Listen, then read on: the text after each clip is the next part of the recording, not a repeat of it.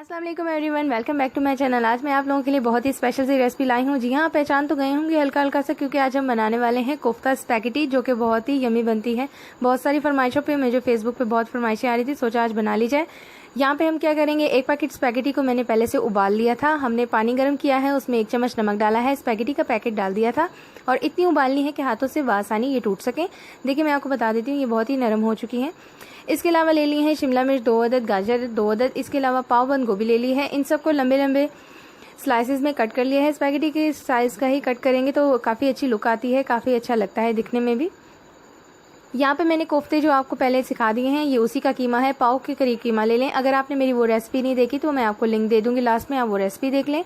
अगर आपके पास रेसिपी देखने का टाइम नहीं है तो आप क्या करें, पाव कीमा ले लें, नमक मिर्चें गरम मसाला वगैरह, 1 प्याज, हरी मिर्चें उसमें डाल के कोफ्ते बना लें। और आपने कोफ्ते इसमें 1 इंच के बराबर के बनाने हैं, क्योंकि 1 बाइट कोफ्ता आपका होगा तो वो ज़्यादा अच्छा लगेगा, बड़े बड़े कोफ्ते अच्छे नहीं लगते हैं। इसके अलावा आप एक पैन ले लें जिसमें आपने स्पैगेटी तैयार करनी है। 2 बड़े चम्मच उसमें हमने घी डाल लिया है। इसके अलावा हमने लहसुन अदरक 1 ही चम्मच डाला है। इसे अच्छे से भून लेंगे मीडियम फ्लेम पे। 1 मीडियम साइज़ की प्याज बारीक कट करके इसमें शामिल कर देंगे। प्याज को लाइट ब्राउन कर लेंगे। प्याज को हमने ज़्यादा डार्क कलर नहीं देना है, क्योंकि चाइनीज़ डिशेस में ज़्यादा डार्क कलर नहीं चलता है। इसके अलावा हमने डाले हैं काली मिर्चें और गरम मसाला।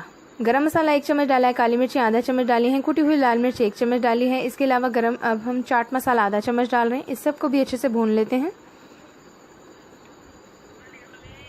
इसके अलावा मैंने 1 टमाटर डाला है, या फिर एक मीडियम साइज़ का टमाटर ले लें। अगर बड़ा टमाटर है तो आधा ले लें, उसे भी लंबे लंबे रेशों में कट कर लें, यानी स्लाइसेस में। इसके अलावा 2 से 3 बड़े चम्मच मैंने डाला है सोया सॉस। अब डालेंगे कोफ्ते। आंच आपने मीडियम ही रखनी है। अब डालेंगे हस्बे ज़रूरत नमक, जितना आपके घर में खाया जाता है उतना डालें, मैंने 1 चम्मच डाला है। 5 मिनट बाद आपने क्या करना है, सब्जियां ऐड कर देनी है। सब्जियां आप अपनी मनपसंद डालें, जो आपके पास अवेलेबल है वो डालें। इसमें कोई बनादी नहीं है कि आपने ये डालना है वो नहीं डालना है। इसे अच्छे से मिक्स कर लें। आंच आपने अब बिल्कुल ही दूध वाली कर देनी है, यानी दम वाली आंच कर देनी है, क्योंकि सब्जियां कुरकुरी ही अच्छी लगती हैं। सब्जियों को कभी भी आपने ज़्यादा नहीं पकाना है। सब्जियां ज़्यादा पकने के बाद वो मुरझा सी जाती हैं। इसके अलावा मैंने डाला धनिया। अब हम डालेंगे स्पैगेटी। स्पैगेटी डालते वक्त भी हमने चूल्हे की जो आंच है वो बहुत कम रखनी है, क्योंकि हमारी सब्जियों को ज़्यादा नहीं पकना चाहिए। इसके अलावा डालेंगे केचप।